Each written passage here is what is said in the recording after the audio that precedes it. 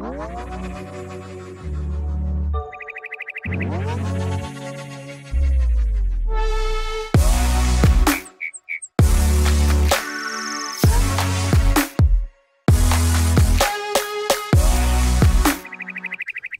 to this June 29th edition of What's Happening in Crypto with the Crypto Lark, broadcasting to you from New Zealand and bringing you all of the latest from the world of crypto and beyond. Bitcoin, $5,962. Yes, we are seeing a Bitcoin below $6,000 once again. Ethereum eyeing up the $400 mark. Is anyone out there sleeping? Or is everyone just watching their portfolios sink farther and farther and farther into the red? Well, it may be a good time to be investing in Pfizer. I think they sell the anti-anxiety and anti-depression drugs, don't they? Of course, not everyone is so depressed. Apparently 1/5 of the UK Millennials are ready to not sleep at night. They would rather invest in Bitcoin than in real estate. This is an unsurprising story in the sense that the global real estate markets are getting more and more inaccessible to regular human beings. Whereas Bitcoin, especially at current prices, offers a very attractive option. In fact, if you invest in Bitcoin, you might actually be able to afford a house someday. Big news from Binance. Binance Uganda. Yes, Binance Uganda is launching. They are launching a fiat to crypto exchange. Binance's actual first crypto to fiat exchange is being launched in Uganda. Apparently, Changpeng Zhao knows the way. Know the way. We must protect the queen. Only she can show us the way. Let me smell a little. I spit on them.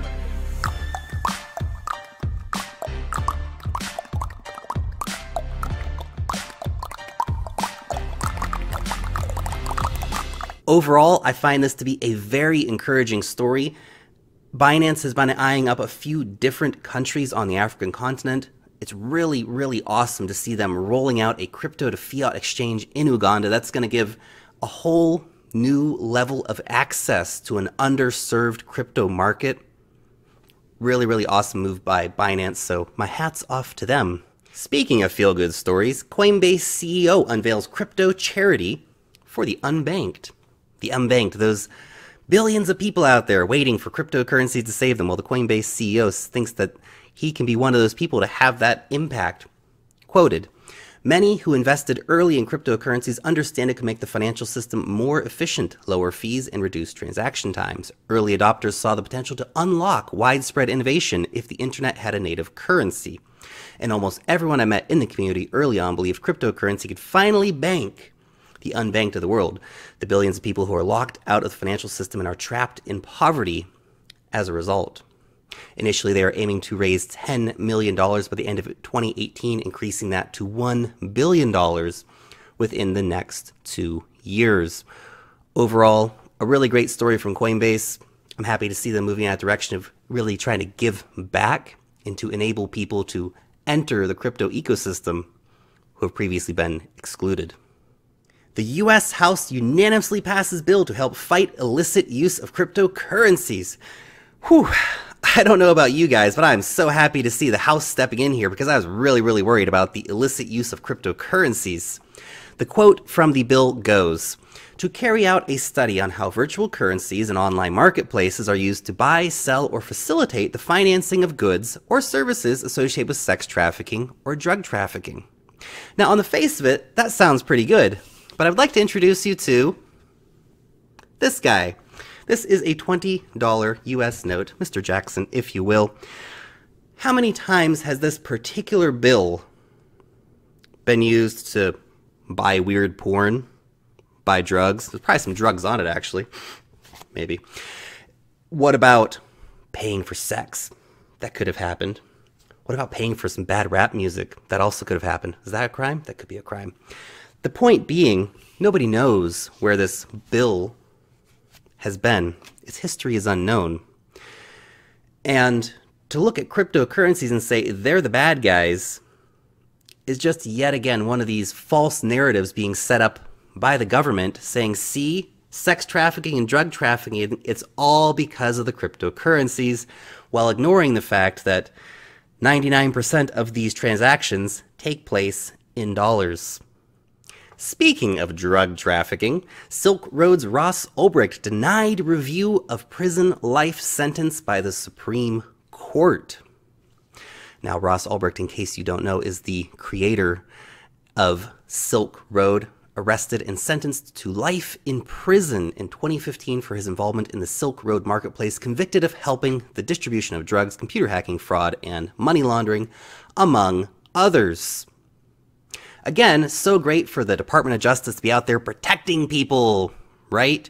Because no one else has ever distributed drugs that kill people. And no one else has ever laundered money that had terrible implications, except for, of course, that the big banks are regularly caught laundering money, and no one really does very much about it. They get a slap on the wrist. They do not go to prison for life. That's a long time, guys.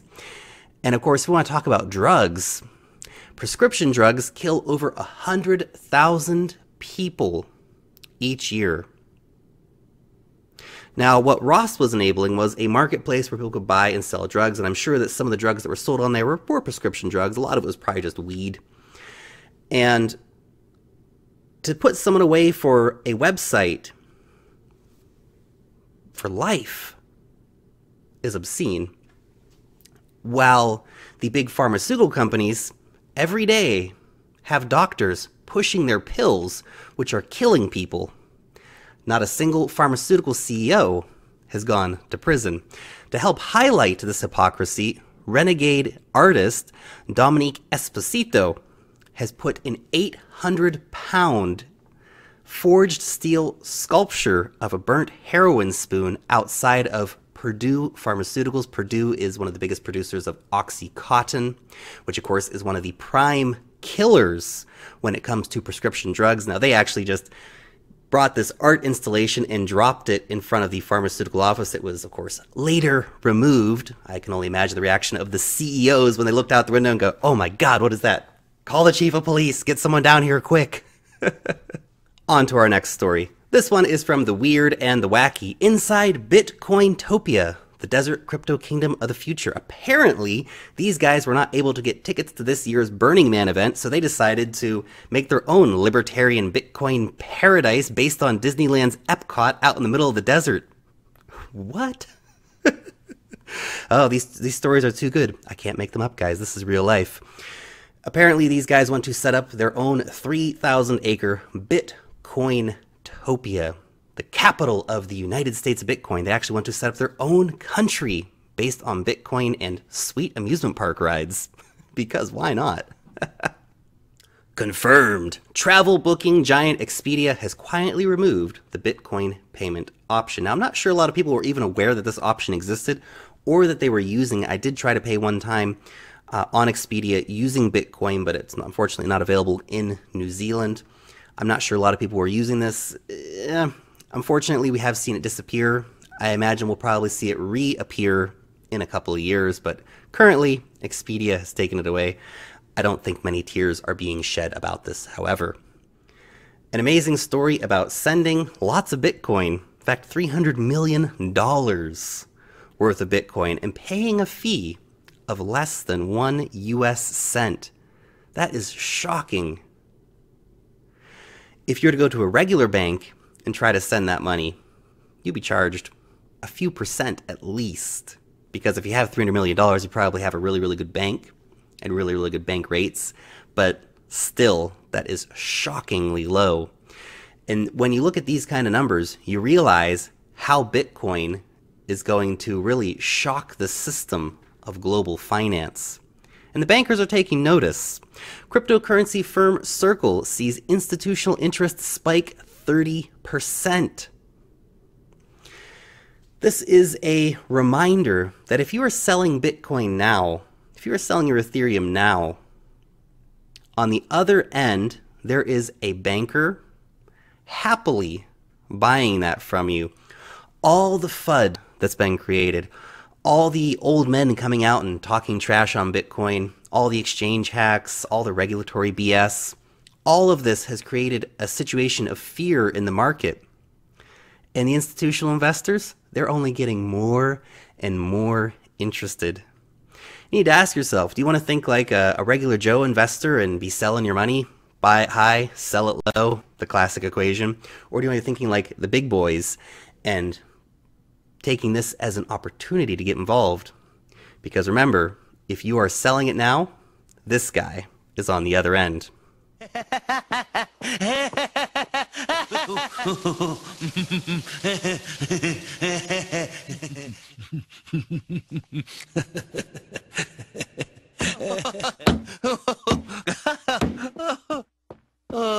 And finally, before we get into the Zeepin token giveaway winners and announce the next giveaways that we have for you, I just want to do a quick shout out to come and join the live stream on July 2nd, Monday, 2 p.m. New Zealand time. For a lot of you guys, that might be Sunday night. Topic, shopping the crypto candy store, what you need to know in the bear market to get ready for the next bull run. On to our first winners, and again, thank you to the team over at Zeepin for giving some sweet crypto to give away to you guys. There'll be 6 winners for 2,500 Zeepin each. Who is it gonna be? Boris, first winner, congratulations to you. Who is our next winner gonna be? Saran, congratulations as well. On to our Facebook giveaway. Who are our winners over on Facebook gonna be? Weren't very many entries on Facebook. It's an easy place to certainly pick up some sweet crypto. Raphael, congratulations. And our next Facebook winner, who is it going to be? And Malcolm Murray. Congratulations to Malcolm and Raphael. And finally, the retweet competition. Who are our winners going to be over there? Dennis, congratulations. And one more winner from there. And All Day Crypto, congratulations. All 6 of those winners will be getting 2,500 Zeepin apiece. And onto our giveaways for next week. I've just had an interview with the guys from AdBank.